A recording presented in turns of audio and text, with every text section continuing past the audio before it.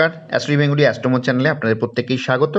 আজকে বৃহস্পতি ট্রানজিটের ফলাফল নিয়ে কন্যা রাশির জাতক জাতিকাদের বিষয়ে আলোচনা করব।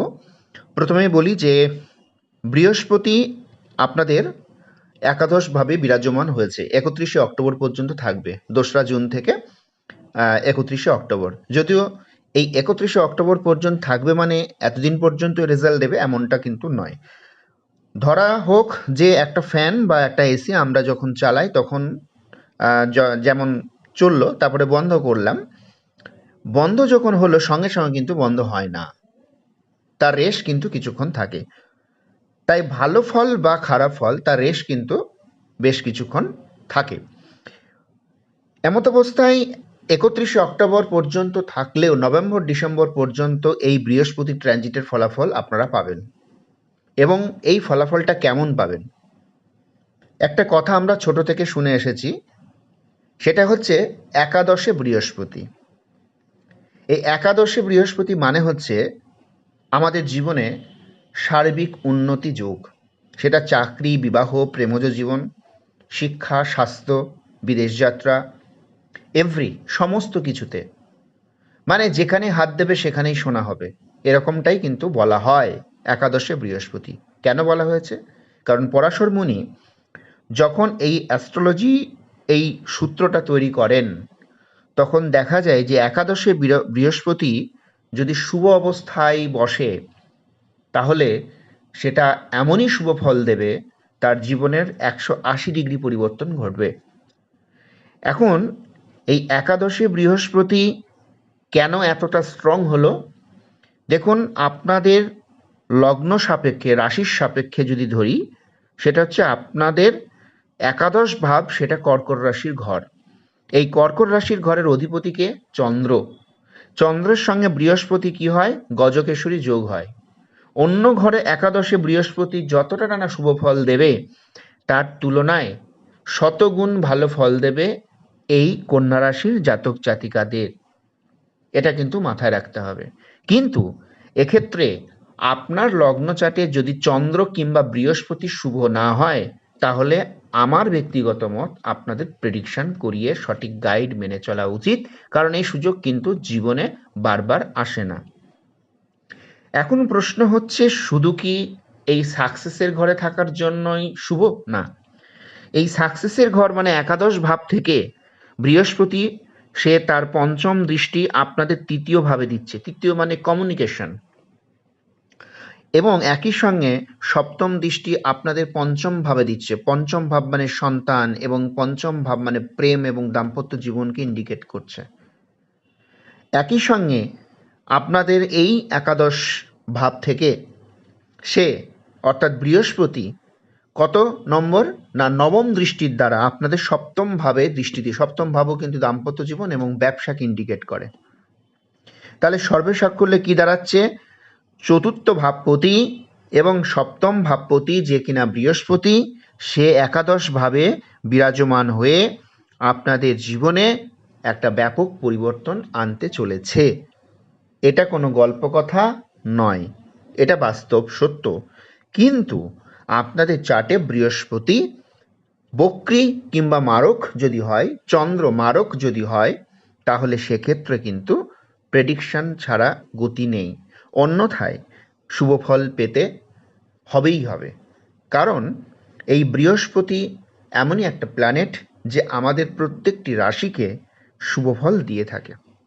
কিন্তু একটা সূত্র এখানে আছে, যেটা হচ্ছে বৃহস্পতির সঙ্গে বুধের সম্পর্ক কীরকম। কারণ কন্যা রাশির জাতক জাতিকাদের যে অধিপতি গ্রহ সে কিন্তু বুধ, আর এই বুধের সঙ্গে বৃহস্পতির সম্পর্ক কেমন, মিত্র নাকি শত্রু নাকি সম, এটা আমাদের কিন্তু একটু দরকার, বিশ্লেষণ করা দরকার। দেখুন, বৃহস্পতির সঙ্গে যদি বুধের সম্পর্কে আমরা যাই তাহলে শত্রুকারক গ্রহ, আর বুধের নিরেখে যদি ধরি আমরা, তাহলে বৃহস্পতি হচ্ছে সম, মানে নিরপেক্ষ। তাহলে আমরা কোনটা ধরবো? আমরা ধরবো কিন্তু বুধের নিরিখে। কেন?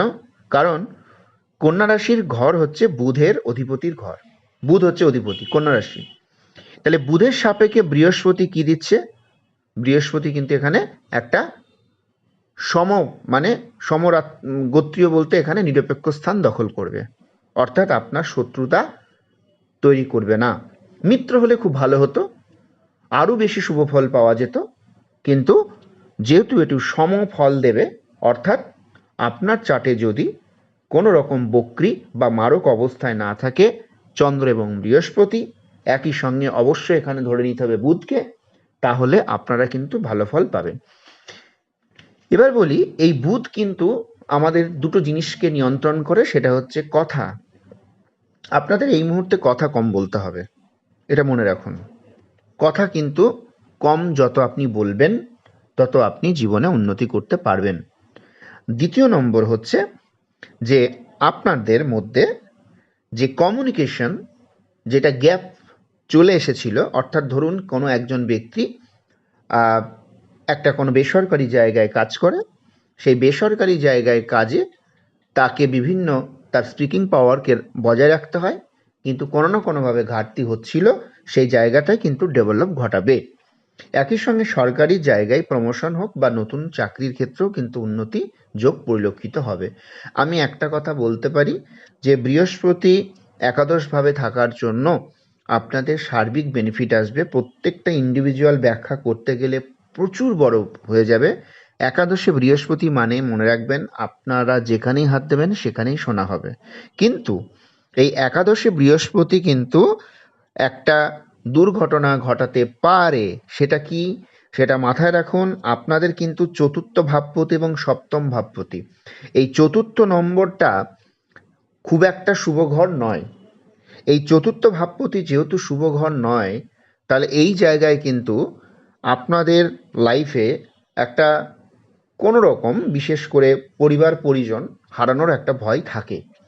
চতুর্থ ভাবপতি যখন একাদশে যাচ্ছে তখন পরিবার, চতুর্থ ঘর মানে পরিবার, ভালো করে বুঝুন, পরিবারের একটা হানি যোগ কিন্তু এখানে পরিলক্ষিত হচ্ছে।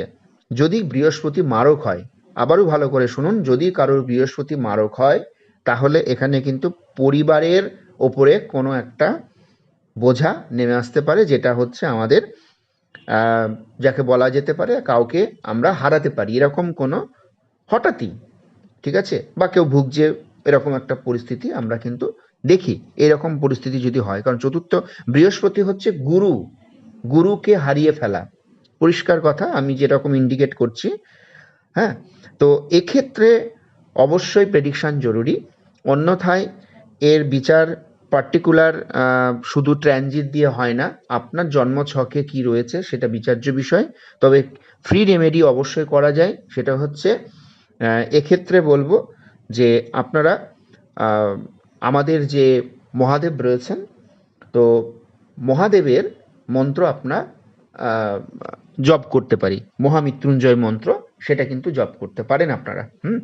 তো আপনারা জপ করবেন এবং একই সঙ্গে আপনাদের গুরুকে, মানে গুরু সেখানে বাবা হতে পারে, মা হতে পারে, দাদা হতে পারে, যার প্রতি দেখছেন যে পরিস্থিতিটা খারাপের দিকে যাচ্ছে তাকে উৎসর্গ করবেন। ভালো করে বুঝুন, আপনার জন্য নয়, কিন্তু আপনি কোনো একজন ব্যক্তিকে দেখছেন যে আপনার সিনিয়র, সে তাকে হারিয়ে ফেলার পজিশন আসছে, তার নামে আপনি অবশ্যই মহামৃত্যুঞ্জয় জপ করবেন। এটা আপনার জন্য যেমন শুভফল, সেই ব্যক্তির জন্য কিন্তু শুভফল। অবশ্যই এখানে আরও একটা রেমেডি বলে রাখি, সেটা হচ্ছে গোমাতাকে সেবা করা, এটা মাথায় রাখবেন। আর নিজের হেলথের দিকে ডেফিনেটলি, বৃহস্পতি মানে লিভার গঠিত প্রবলেম আনে আমাদের পাকস্থলিতে কিংবা প্যানক্রিয়াস, এই ধরনের সমস্যাগুলো আনে। তো এই জায়গায় আপনারা কিন্তু খাদ্য ব্যাপারটা নিয়ে সচেতন থাকতে হবে, ফুড পয়জন থেকে সচেতন থাকতে হবে। আর বাজে কিছু, যেটা আমরা বলি বিশেষ করে ড্রিঙ্ক জাতীয় এই ধরনের জিনিস, মাদকদ্রব্য গ্রহণ থেকে আপনারা বিরত থাকুন, না হলে শুভফল পাবেন না। কথা কম বলবেন, বাজে কথা বলবেন না, বাজে নেশা করবেন না, বাজে খাবার খাবেন না, তাহলে ডেফিনেটলি বৃহস্পতি আপনাকে শুভফল দেবে। আর গুরুজনদের কখনো বাজে কথা বলবেন না, তাহলে আপনি এই একাদশে বৃহস্পতি যেখানে হাত দেবেন সেখানেই কিন্তু সোনা হবে। এটা বাস্তব এবং ধ্রুব